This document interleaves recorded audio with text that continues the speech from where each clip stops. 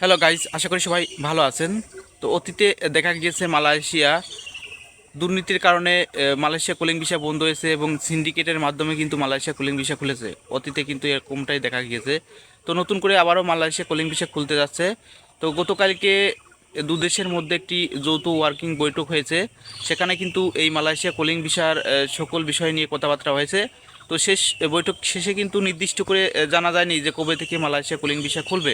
তবে দু দেশের মধ্যে যে যৌথ ওয়ার্কিং বৈঠকটি হয়েছে, সেখানে বৈঠক শেষে নির্দিষ্ট করে কোনো দেশই বলেনি যে কবে মালয়েশিয়া কুলিং ভিসা খুলবে।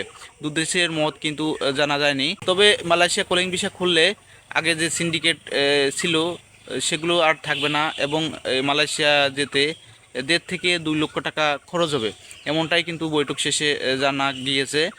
আশা করা যায় খুব দ্রুতই মালয়েশিয়া কুলিং ভিসা খুলবে এবং বাংলাদেশ থেকে কর্মী নেবে।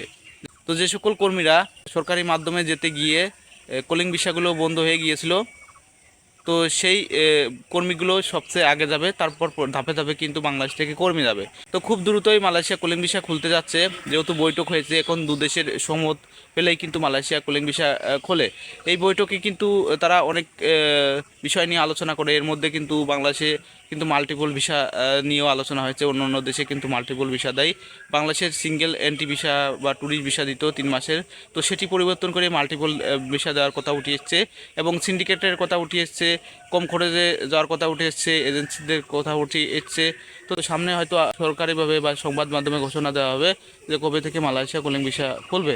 তো মালয়েশিয়া কুলিং ভিসা খুললে অবশ্যই আপনাদেরকে তথ্য জানিয়ে দেবো। ভিডিওটি ভালো লাগলে লাইক, কমেন্ট, শেয়ার করুন এবং চ্যানেলটি সাবস্ক্রাইব করুন।